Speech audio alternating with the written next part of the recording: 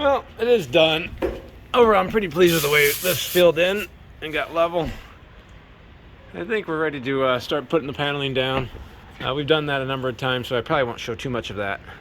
But this was a weird setup. It's not something we've ever had to do before. But I can also say I think it's probably a good idea to do in the future. But it does look good. Now, the only other thing that's going to be different about putting the paneling down is that there's no foam on the side, so there's no foam, radius cove foam over here. And it's going to fit on top of the aluminum extrusion. So Winnebago did improve that method, so it's not floating over on this side now. But I don't know if you can see, there's a dip down on this side. There's an equal dip down on this side. So from this lip to the other lip's about 94¼ inches. So we have to cut the paneling down, otherwise, if we leave it long, like we normally do, and come back and cut it later, the paneling will be up and we won't get good adhesion on the contact adhesive. So we have to cut it beforehand. But that's what my guy Chad's doing right now, getting us set up and ready to go. All right, so here we go. We're laying it out. You kind of see what I'm talking about right there now. It just fits in there. So we just glue both sides with a 183. Got a long ways to go.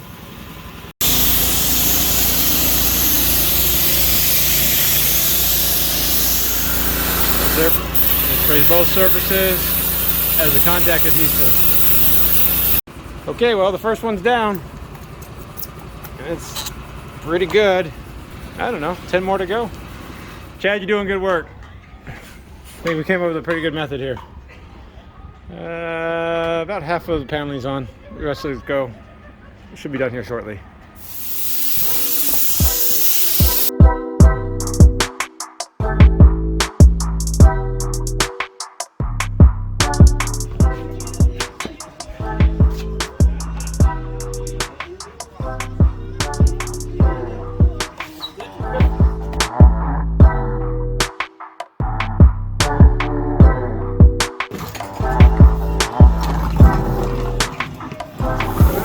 Last one going down. We did put some new metal right there, and even put metal for the ladder to grab onto now.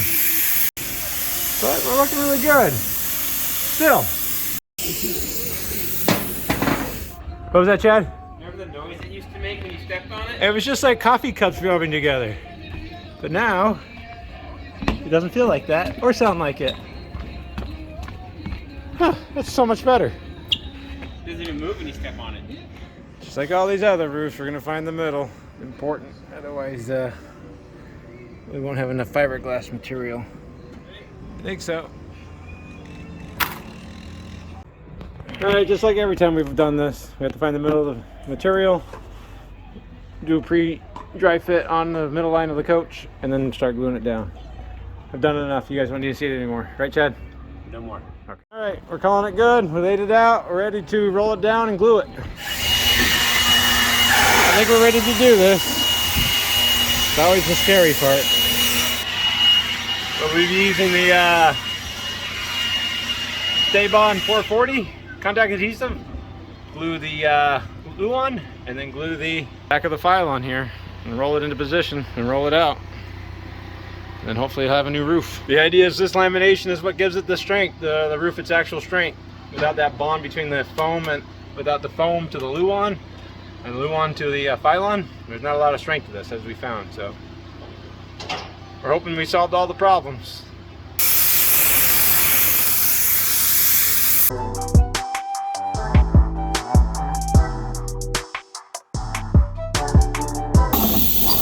It is good to get good adhesion, so we're rolling it out.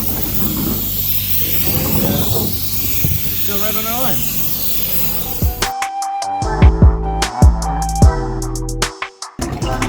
Awesome. But now it's re-laminated. Now we just have one more thing to do, which is, of course, the worst part, is tucking the edge. Tired. Alright, so the radius has been tucked in on both sides and cut. And now the next step is not going to be the scariest part. You have to go back inside, release that center brake support that we put in as a temporary support, and see if our roof collapses. If it's all for nothing. Okay, so we'll release the pressure on here. One of us will, we'll probably just check inside because The slide ought to be a good indicator if it's still collapsing or not. All right, we've removed the center jack. We'll do the rear one and the front one and see if this is gonna work. Chad says he has high hopes. Ready? No. We're gonna risk it all and go take a look outside. All right. You say it moved a little bit? Yeah, but what about in there? What about in here? Or higher. Or better? It stayed. Yeah. Not touching that. Just kind of moved here and there, so it kind of looks good. Do you dare walk on it with me in here to tell you? Do it. No.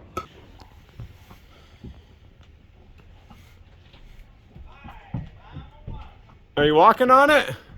I'm crawling. Okay. It's solid, homie. That's good. It doesn't look like it's collapsing in here. All right. That's hey, we did the test. We're good. And I don't think we need to do anything else, right, Chad? It didn't move. It's good. It's good. It's good. So a lot better? Yeah. Better than we hoped for, I guess, right? Better than he deserves. Well, there's no doubt there's a little deformation from the foam being the way it was, but it still does have a crown. It's still a visible crown there. We're really pleased with the way this is turning out. So obviously what we're gonna do is put that center brace back in again, because we'll be up there walking around a lot, still sealing this thing back up as we put it together. But I think it passed all the tests we needed to pass. Let's cut back to the end.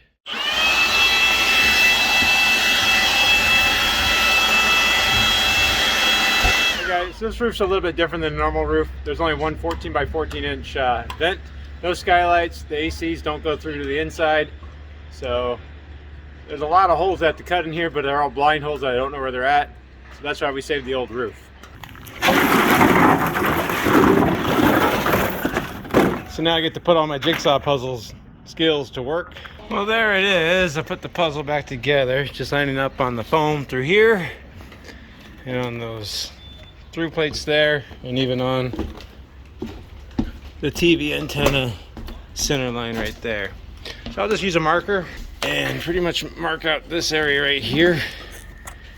Now I won't follow this line because I won't trust it completely, but I can feel that it's hollow right there. So I'll start at the middle and work my way around until I find the foam on the inside and use that as a guide. These are just gonna help me find the basic areas. Even though there's a solar panel right here that was aftermarket, and we drilled out a lot of foam right there for the wires. But I'll probe all this stuff first with a drill bit and make sure that we're good before I commit to cutting them out completely.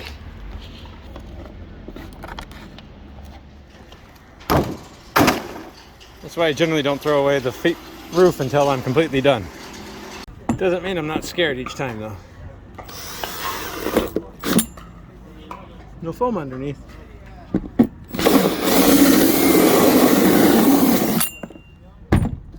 Hey, there's a cavity right there. Very nice. Actually, the edge is right about there, so it's a good thing I didn't go there. So of course, with all the wires in these ACs right here, I didn't want to use any sort of power tools as I gnawed away, because it's really hard to run new wires to an AC.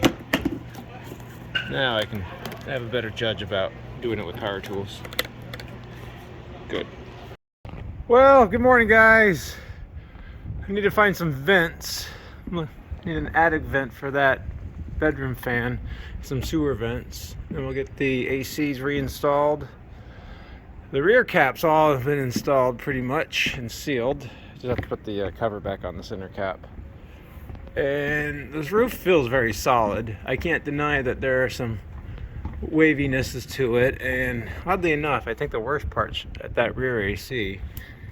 But overall, this has gone really well, down to the front caps installed.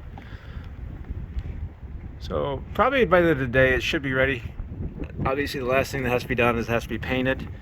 so we can't seal the edge until it gets painted. And I know I always keep saying it, but on a Winnebago they use self-leveling silicone sealant for the roof. It is not Dicor. Dicor will not stick to it. So if you're reusing the Fantastic Vent or the solar panels or anything else Winnebago installed, like the front and rear caps, you're never going to get rid of that entire little bit of old sealant that was on it, and Dicor won't stick to it. Now on like our sewer vents or attic vents right there, they're new, so I could just put Dicor on it, but it's a really mean thing to do, to intentionally use two different sealants on a roof just to confuse the next guys. Now it might be unpopular, but we are going to go ahead and seal the AC down to the roof, just because the problem this thing's been having, and we see how not very well secured it is anyways. This will actually glue it down really well, so I do feel bad for the next guy. Hopefully I'm not the next guy.